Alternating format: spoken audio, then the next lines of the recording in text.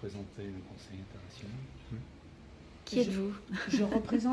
Oui. Reparle du CIRA, Oui. donc le Conseil international sur la résidence alternée, donc qui regroupe des universitaires, des professionnels de la famille et des membres de la société civile en tripartie égalitaire et dans une perspective parité homme-femme à tous les niveaux des instances.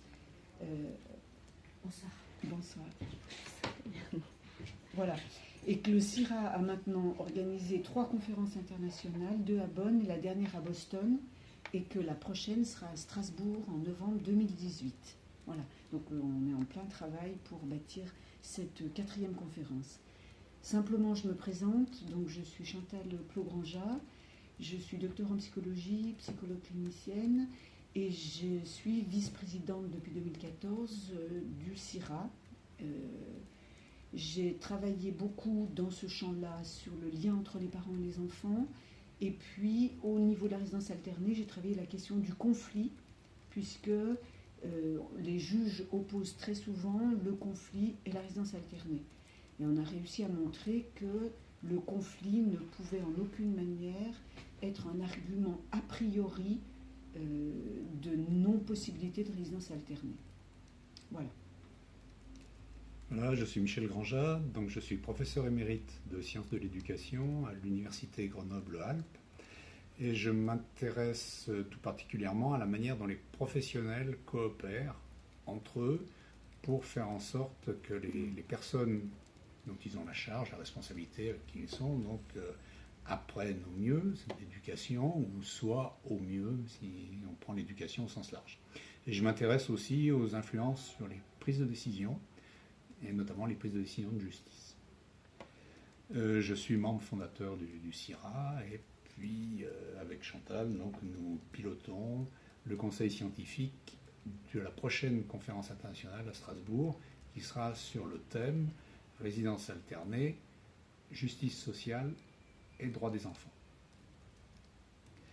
Nous éditons un blog toutes les semaines et qui fait l'actualité de la résidence alternée. Actuellement, on est sur une actualité des mesures de justice, des décisions de cour d'appel. Et une de ces semaines, on va avoir une actualité sur la création d'une nouvelle association en Polynésie française, parce que la Polynésie française, ça fait partie aussi de notre entité nationale et ils ont des problèmes très spécifiques. D'accord.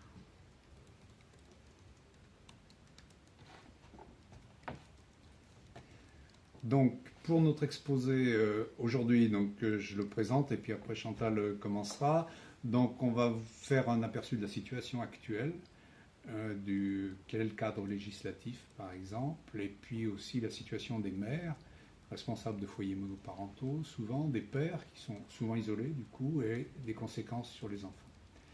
Et puis, on détaillera les conséquences sur les pères, les mères et les enfants. Et on terminera en donnant quelles sont les actions qui pour nous sont importantes en ce moment au niveau politique, au niveau national et au niveau international.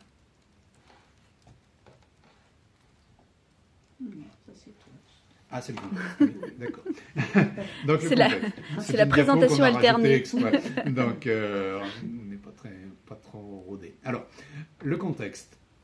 On l'a rajouté pour vous, hein, en fait, cette diapo. Donc. Contexte international, c'est la Convention internationale des droits de l'enfant. Hein, donc, toute notre action s'inscrit dans la Convention internationale des droits de l'enfant. Dans cette convention, il y a beaucoup de choses qui ne concernent pas directement la résidence alternée, et puis il y en a qui le concernent. Alors, comme toutes ces conventions, donc l'enfant a des droits.